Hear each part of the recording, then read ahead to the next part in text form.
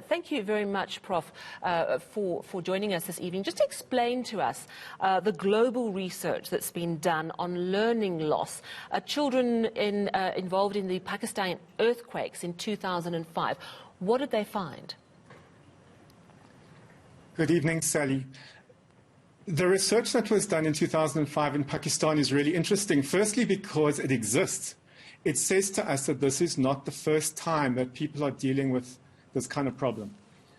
But what it does tell us, and this is worrying, is that although their learners there lost only 3 months of schooling, when they were tested 4 years later, they were found to be a year and a half behind the learners who had not lost any schooling. And they attribute this to the fact that when they went back, they just did business as usual in the curriculum. They did not have a curriculum that paid particular attention to addressing the time that had been lost. Now, added to that, here in South Africa, children are battling with maths.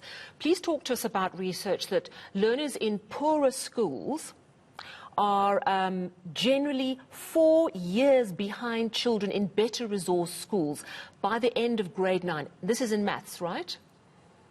It is.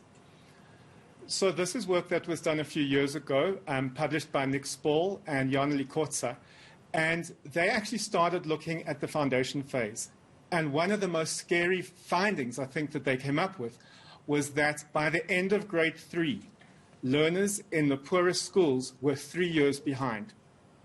They then extrapolated this for maths through to grade 9 and showed that the gap increased, but that the rate of increase slowed. And so by grade 9, learners were only 4 years behind.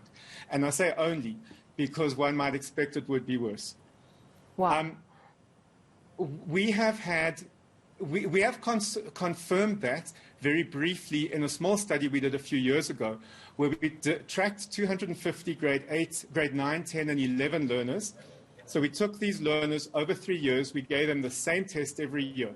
And we could see that by grade 11, they could do the work. But the problem was it was grade 9 work that they were able to do by grade 11.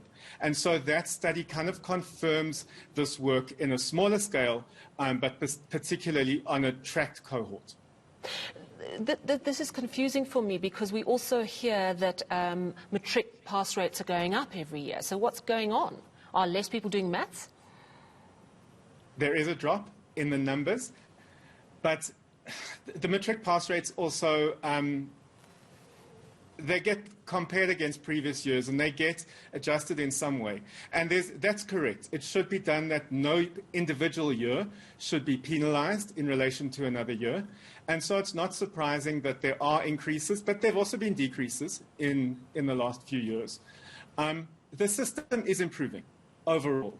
The problem is that the system is not improving sufficiently fast, and it's not improving particularly in grade 8 and 9. The catch-up is happening later, and it's happening too late. Right. Now, I'm pleased that you're not just here bringing us what seems extremely worrying news about our children's learning and the massive gaps between rich and poor kids in learning. You've also said that this pandemic is actually an opportunity. You say that the curriculum, first of all, you recommend 3 things, but you say the curriculum needs to adapt so children do not fall further behind. Give me some examples of how the curriculum needs to adapt. Well, one of the things that we've got to take into consideration, as you've already mentioned, is that learners have lost some of their learning since they were last at school.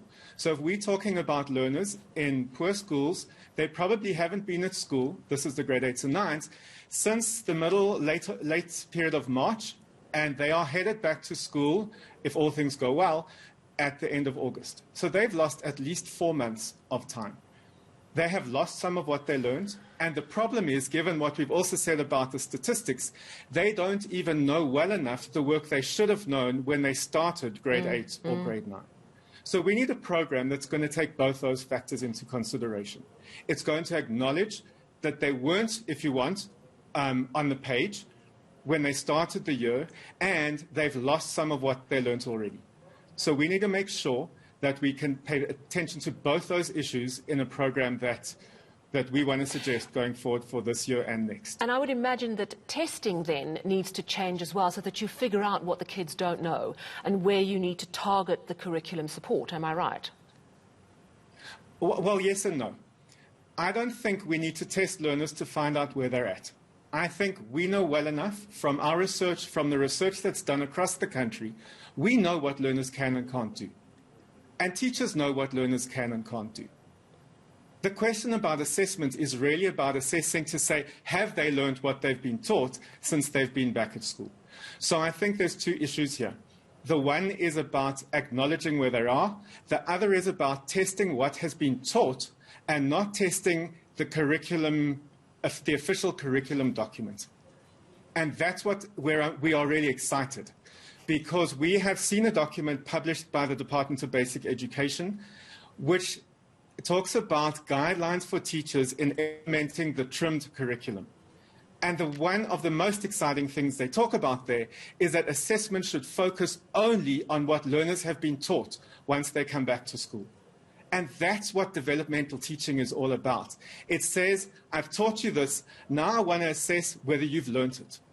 Rather than, I've taught you and someone else is going to set the exam at the end of the year and I have no idea what's going to be in that paper. We have a situation where some of our teachers are not that skilled, and this sounds like it requires a teacher. As you say, a lot of teachers do know where their children are at, but not all teachers do, and they rely on very fixed lesson plans to get the kids through by rote almost.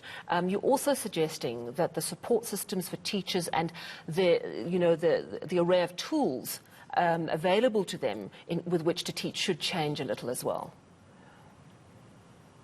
You know, lesson plans are really helpful, particularly in foundation phase, when there isn't much chance for learners to fall back hugely, and there's much more time for catch-up and reinforcement to happen. When it comes to grade 8 and grade 9, and learners are so far behind, lesson plans can only focus on a percentage of the class. And if they go for the middle, then chances are they could miss many of the learners. So while the lesson plans are helpful, they don't always do what they need to do. And when teachers are forced to push on in order to meet the time requirements of the curriculum, often they race through those things.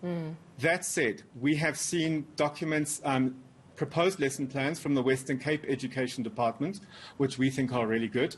And these have been developed recently as part of the preparation for learners going back later in the month. So we are really encouraged by that work.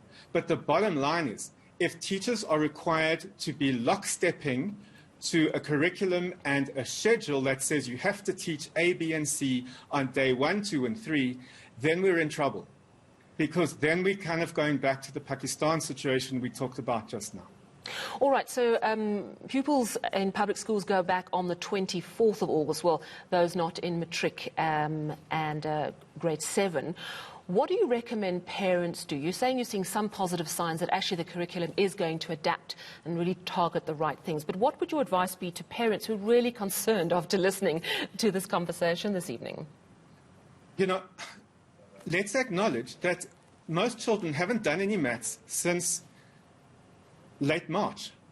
So just open your book and have a look at what you were taught in January, February, and March and see if you can remember it. And if you can't, see if you can figure out. Talk to a friend. If you can contact your teacher, do so. But take some initiative. There's far too much passive situation in South Africa where learners are waiting for the teachers to do the work. We have to break this culture of learners expecting the teachers to come and deliver everything to them. Let's bear in mind that when learners come back, there's a good chance that they'll only spend 50% of their time physically on school property. They'll spend the rest of their time at home. They have to take responsibility for their own learning. And parents need to support them to do that. But I want to say to parents and to learners, by the 24th of August, make sure that you can do everything you were taught up to the end of term 1. That would be an amazingly good start for you to start when you get back. And then make sure that when you're given work at school to do at home on the days when you're at home, that you do it. Absolutely. Don't wait for the teacher to help you to do the homework when you go back to school the following day. Such an important message. Thank you so much, Associate Professor of Maths Education at Wits University, Craig Panara.